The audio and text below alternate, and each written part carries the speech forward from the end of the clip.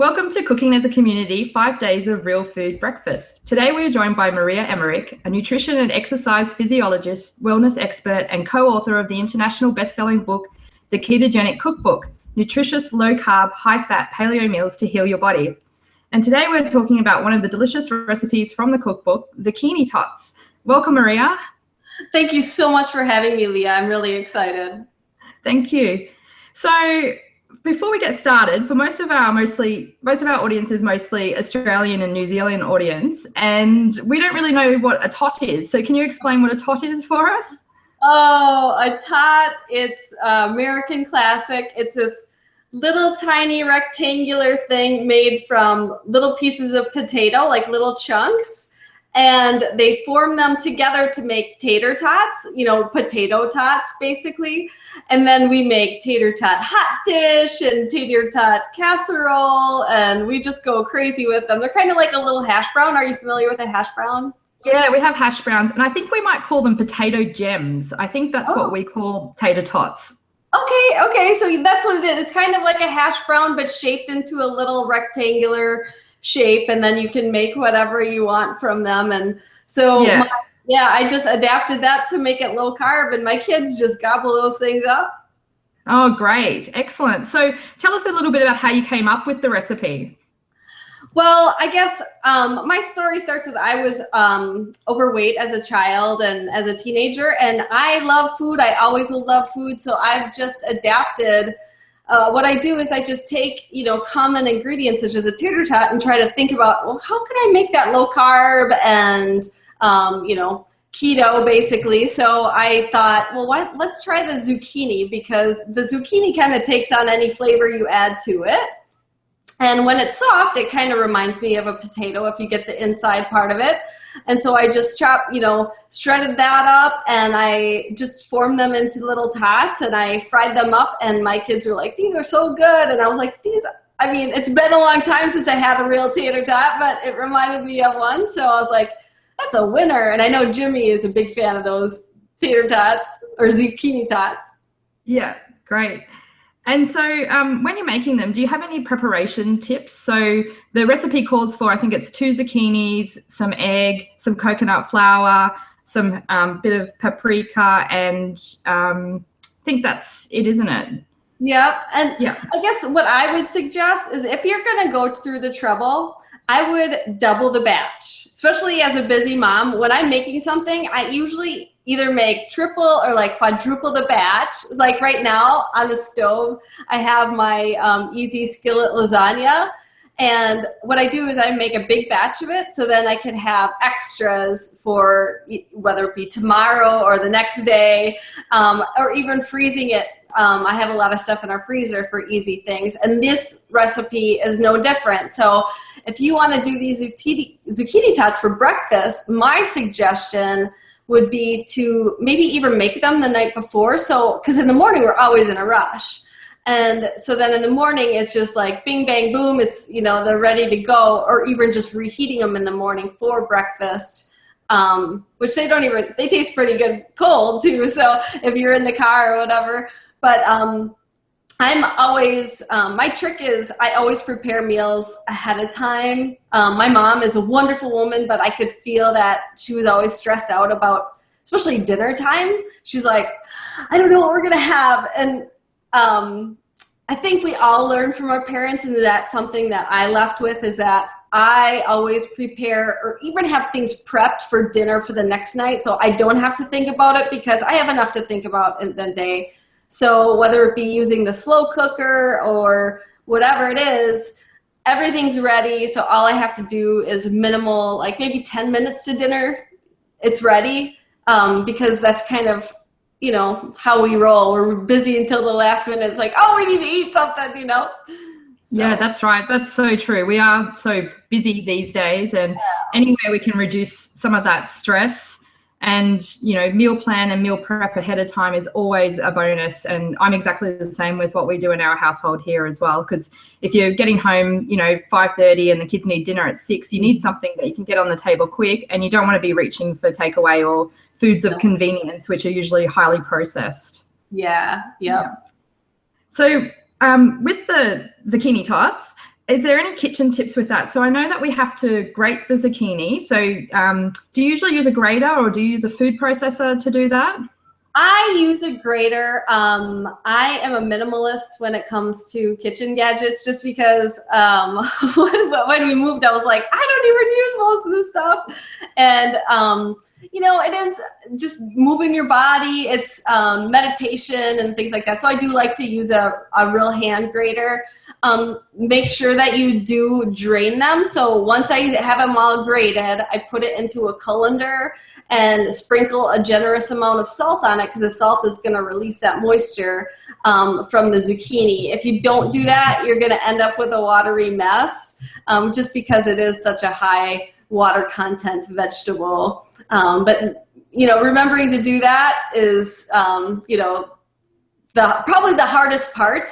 The rest of it is simple and easy. You just throw everything in a bowl and mix it up even with your hands and then form them up. And again, you know, doing a big batch of those, it just makes life so much easier to have those prepped and ready to go. Definitely. So when you're draining the zucchini, you can use some paper, like kitchen towel or paper towel, and you can use that to drain it all out.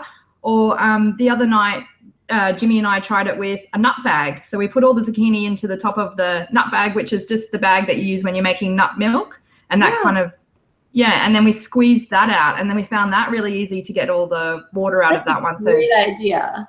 Yeah, so it made it a lot easier. And you can just pick up those nut bags from a health food store or a co-op or anywhere. They're not too hard to find these days. Awesome. Yeah. And if you can't find the nut bag, then you can just get some like cheesecloth. From the material shop, and use that. So that's what I always find, having a piece of cheesecloth somewhere in your cupboard as a handy kitchen tool. I do, I'll definitely have to try that cheesecloth idea. I have that for sure. Yeah, great. And it's also a great recipe to get the kids to help you with. Do your kids help you in the kitchen with cooking?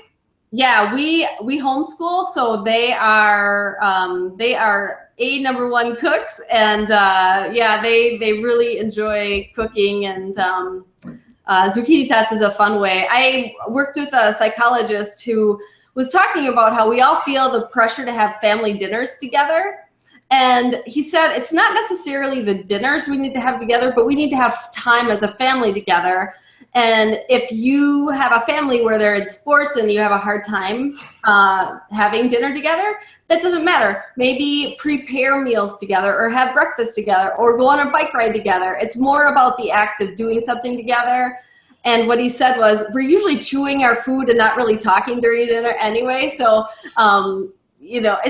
don't feel the pressure to have a family dinner, but have family time together. And that's where maybe cooking comes into play, or preparing snacks or whatever. And my boys will be good cooks when they grow up. And my little boy Kai just made me the other day a cookbook. He's like, "Mommy, look, a cookbook!" And he drew a bunch of food on a picture. It was so cute. Oh, sweet. Yeah, and that's a great idea. Just the act of having time together. And the other thing I think so lost these days is just that reconnecting back with the kitchen.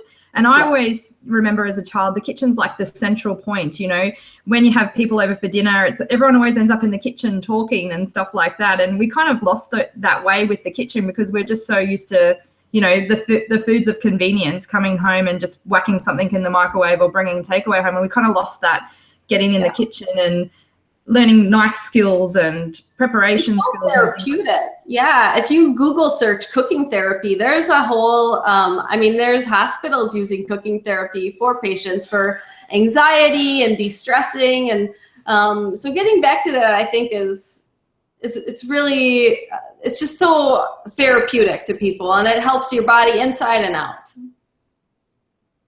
Yeah. Excellent. So a few of our followers will be following a non-dairy lifestyle, and the recipe calls for a bit of cheddar cheese in there, which makes it taste totally yummy. But for those that are dairy sensitive, what do you recommend they use in the recipe? There's something called nutritional yeast that gives a Parmesan cheese flavor, and that would work fantastic. And that's, I do recommend cutting dairy out, just to see how you do adding it back in. And about 50% of people that I work with just can't add in dairy. So There's not a lot of dairy in my books, but that one does have some. Yeah. But there's always options on what to use instead. Yeah, great. So, and with the nutritional yeast, you can just pick that up at a health food store or a co-op as well, that it's getting a bit more easy to find, which is great. And what about flour? Do you have any tips or tricks with cooking with coconut flour? Because I know a lot of people find that sometimes a little bit difficult, and there's usually a few disasters with coconut flour. Absolutely. It is not cup for cup like regular flour. If that's what you're assuming it's going to happen, you're going to end up with a dry, icky product. It's wonderful because you only need a tiny bit. So it's about a fourth of the amount of what flour calls for, and then like quadruple the liquid, whether it be eggs or a nut milk or some sort of liquid you need for. What coconut flour is, it's a tremendous amount of fiber, and it bulks up. And so if you would replace something that called for a cup of white flour with a cup of coconut flour, you're just going to end up with a pretty hard, dense ball. So if it called for a cup of coconut flour, which I do have a chart on my blog at Maria Mind Body Health, if you search coconut flour. But if it called for a cup of flour, I would use a fourth of a cup of coconut flour. And say it called for 2 eggs, I would use 8 in that. And it's not going to taste eggy. It won't. People worry about that. But especially when you're adding herbs and spices, it covers up that. It tastes wonderful. Yeah, great. And if you didn't have any coconut flour, you could substitute it with maybe some arrowroot or cassava flour, that kind of thing. I don't use that because it's too high in carbohydrates for most of my clients that I work with, the metabolically damaged and things like that. So I don't use that, but you could use almond flour, but then the ratio is gonna change then too. Yeah, so coconut's probably the best one for this recipe then. Yeah. Yeah, great. And coconut flour is so easy to get hold of these days anyway, so there shouldn't be any problems with that.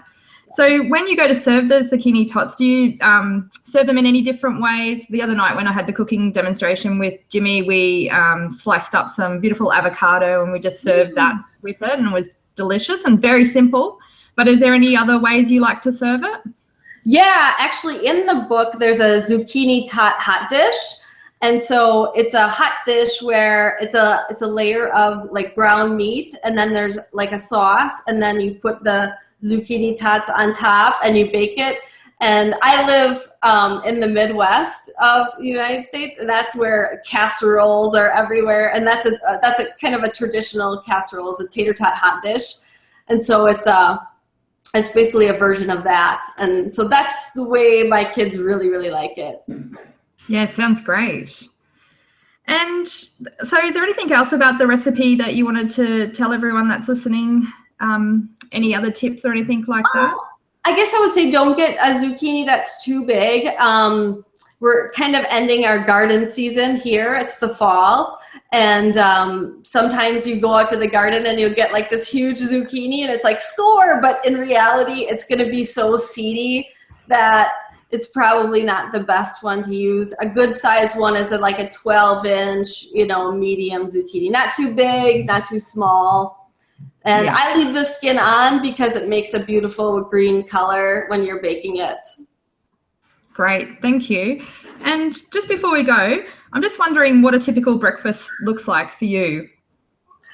A typical breakfast, well, everybody that knows me knows that I adore hollandaise sauce. And so I know that that's not really quick and easy, but if I have even like I'll make it extra like I do all the time. And then I have a double boiler that I'll just reheat some with. And I'll do that even when I'm camping in a tent. But I love scrambled eggs with hollandaise sauce on it. And, maybe a side of bacon with that. But I love anything with hollandaise. So, and I love scrambled eggs too. So that's usually my go-to, but like, I don't want people to get stuck in a rut, get out of those ruts and explore with different things. Great.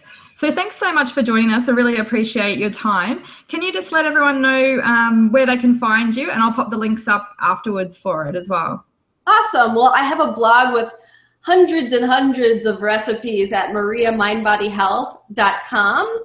I'm also on Facebook at Keto Adapted. And then if you're on Instagram, I'm at Maria Emmerich. Excellent. And are you working on anything exciting at the moment?